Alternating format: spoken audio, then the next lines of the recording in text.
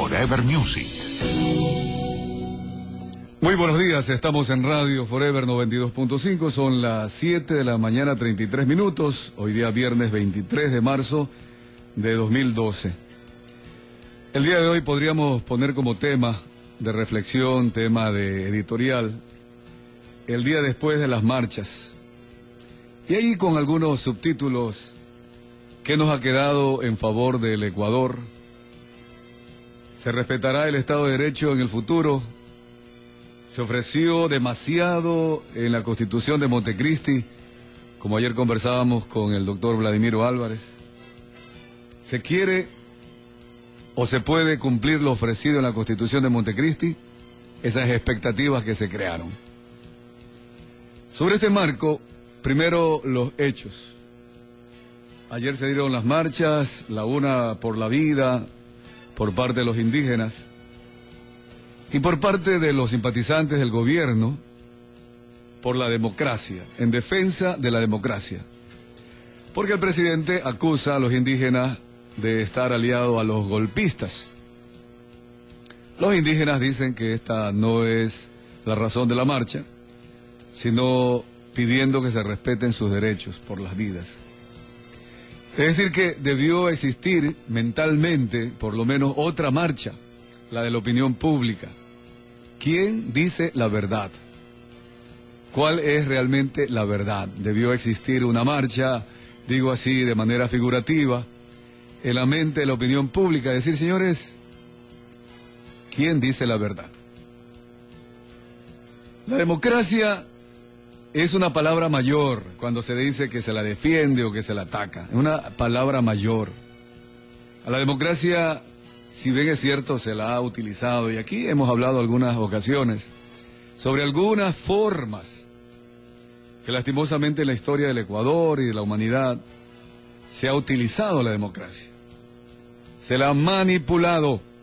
Por eso a la larga se termina hablando de la aspiración del humano, en su imperfección, de solo buscar una democracia posible, alcanzable, pero no esa democracia ideal, aquella que pensaron los grandes filósofos griegos. El poder del pueblo, para el pueblo y del pueblo, con el pueblo. ¿Existe o no existe realmente esa democracia en el país? La democracia como palabra mayor comienza y termina en el respeto al Estado de Derecho. Ayer conversamos sobre este tema con el doctor Vladimiro Álvarez y en su conocimiento, en esa sabiduría, realmente nos dejó ahí golpeando sus reflexiones para todo el día ayer meditar sobre este tema. Y no es porque suena a novedad, no, sino porque realmente mientras estamos preocupados de cuántos indígenas han marchado, si se los ha dejado pasar o no, si los policías les impidieron llegar a Quito a través de las carreteras y tuvieron ayer que utilizar los chaquiñanes, esos caminos, esas sendas secundarias por los cerros, así llegaron los indígenas ayer a Quito. Y es cierto, mientras nos seguimos preocupando, que aunque no apoyamos, aunque no estamos de acuerdo al 100% con todos los postulados de la propuesta de los indígenas, 19 puntos ayer hicieron conocer a la ciudadanía. Algunos sí, otros a medias para discutirlos y otros de pronto no, radicalmente opuestos a lo que quizás piensa una mayoría de ecuatorianos. Pero ellos tienen el derecho constitucional de expresarse. Y no se puede hablar de fracaso de los indígenas si han debido caminar 13, 14 días. No han tenido buses porque no han podido contratar los buses, se les ha prohibido. No han podido pasar por las carreteras, han tenido que pasar por los chaquiñanes. Es como cuando algún deportista quiere competir contra un rival y le amarra las manos al rival. Es obvio que el que tiene las dos manos sueltas puede ganar la competencia, si sea de box, de tenis, de cualquier deporte. No podemos entonces los ecuatorianos hablar de democracia hasta que no permitamos que el libre derecho de los ciudadanos sea una realidad. El Estado de Derecho se fundamenta en las leyes y hay que hablar con la verdad. Demandar por parte de los indígenas ser tomados en cuenta es lo que ellos piden. Ser tomados en cuenta y participar en las decisiones públicas que los afecta. La Constitución está desde el principio hasta el final asegurándoles a los indígenas el respeto a sus derechos.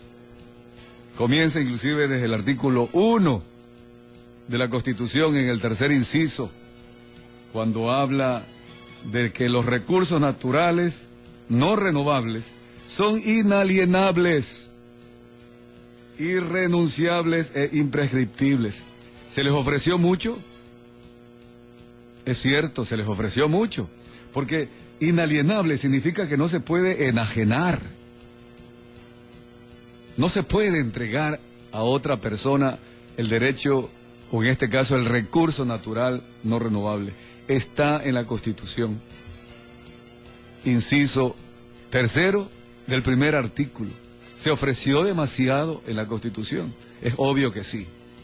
Como decíamos y repito con el doctor Vladimiro Álvarez ayer, él decía, se ofreció, se crearon demasiadas expectativas en la Constitución, que se quería o se podía cumplir, o que no se quería o que no se podía cumplir. Allí está el problema de lo que está sucediendo hoy día entre izquierdas, entre los protectores de la naturaleza, entre izquierdas, aquellos que buscan el beneficio del pueblo, confrontando hoy día la materialización de la Constitución. Golpe de Estado. Los indígenas han repetido hasta la saciedad. No están ellos con intenciones de desestabilizar al poder. El presidente en sus discursos ayer repitió una y otra vez que esa era la intención. Inclusive asegura que hay estudios de inteligencia que dirían que esa era uno de los objetivos o la intención de las marchas. Esperemos que realmente, si hay ese estudio de inteligencia, se acuse con nombre y apellido. Dice el presidente, los reportes de inteligencia eran clarísimos, que buscaban desestabilizar. Bien, si hay esta investigación de inteligencia, que se acuse pues con nombre y apellido quiénes son los que, aprovechándose de la marcha, querían desestabilizar. Y creo que la mayoría de ecuatorianos estaremos en contra de ellos y estaremos acusándolos, porque no podemos permitir que en la democracia ecuatoriana se atente en contra de la estabilidad democrática. Que los pueblos puedan pronunciarse, que los sectores ciudadanos puedan pronunciarse, pero no buscando ese tipo de intereses. Si es cierto entonces lo que dice el presidente, que se acuse con nombre y apellidos. En todo caso, ayer llegaron miles de indígenas a Quito. Ellos han dicho que no se retirarán de Quito hasta no obtener sus objetivos, ser escuchados, ser consultados previamente en la legislatura. Así como llegaron cansados, exhaustos por los chaquiñanes, como hemos especificado, llegaron a conversar con el presidente de la Asamblea, Fernando Cordero. Pero solo quedaron ayer las reuniones, las conclusiones, en promesas. Todavía los indígenas no han logrado que sean consultados en la consulta prelegislativa, que es obligatoria constitucional. El Estado de Derecho, y esto como una reflexión, es ese sistema de instituciones en el cual la fuerza pública o la fuerza del Estado se somete al derecho. Hay tres grandes condicionantes. Primero, respeto a la jerarquía de los tratados internacionales, de la Constitución, de las leyes, reglamentos y decretos. Nadie en el Ecuador debe estar sobre la Constitución. Si la Constitución no fue bien redactada, ofrecieron de más, hay que entonces corregirla primero, pero nadie puede respetar la Constitución. Segundo, el Estado de Derecho se fundamenta en el respeto a la separación de poderes. La legislatura ayer en los mismos escenarios que el Ejecutivo. Fernando Cordero en el mismo escenario del presidente Rafael Correa. no hay separación de poderes. Por lo menos ayer contra los indígenas o ante los indígenas no hubo separación de poderes. Tercero, respetar los derechos fundamentales. Y la Constitución, como digo, tiene amplios artículos sobre el tema, inclusive del derecho a la naturaleza. Invito a usted, amigo y amiga que me escucha, leer el artículo 71 de la Constitución, que inclusive en uno de sus incisos le otorga a las comunidades, a los pueblos, a las nacionalidades, que podrán exigir a la autoridad pública el cumplimiento de los derechos de la naturaleza. Recordemos que aquí hablábamos, bueno, ¿y la naturaleza cómo se va a defender? Claro, se defiende con lluvias en exceso, con tormentas eléctricas, en fin. Así se defiende la naturaleza, con la erosión, con la sequía. También se defiende así la naturaleza. Pero antes de que eso suceda, preguntábamos, ¿quién va a defender la naturaleza? Se incluyó en el artículo 71 de la Constitución, que son las comunidades.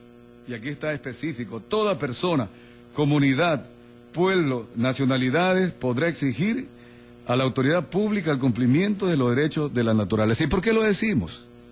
Aquí hemos tomado nosotros la referencia de una entrevista que el día domingo publicó el diario El Universo a un experto, a William Sacher, coautor del libro La minería a gran escala en el Ecuador, que a propósito, la minería a gran escala en el Ecuador está prohibida en la Constitución. Se habla de que se va a profundizar. Ayer vi televistazo, inclusive con un diagrama, una gráfica. El diámetro del cráter va a tener 1.500 metros, es decir, 1,5 kilómetros. Y la profundidad, yo la voy a corroborar realmente porque me llamó la atención. 800 metros de profundidad va a tener ese cráter. Se va a desaparecer la naturaleza. 5 panecillos, dice Alberto Acosta y también el señor William Sacher. 5 panecillos van a ser removidos. Y cada día, para sacar el cobre, separarlo de la tierra, se utilizará en agua un lago San Pablo por día. Esta es la preocupación que debió haberse primero respondido. No va a pasar ningún problema. ¿Cómo se va a hacer para remediar? Se va a rellenar después que se saque el cobre ese cráter, se va otra vez a sembrar allí árboles, en fin. Esta es la verdad que también por parte de los indígenas se presenta. Por parte del gobierno, el gobierno dice que se necesita dinero, que el Ecuador necesita dinero para seguir desarrollándose, por lo tanto la minería es necesaria. Entre esas dos verdades, la opinión pública tiene su posición y finalmente su pensamiento. Vamos al corte comercial.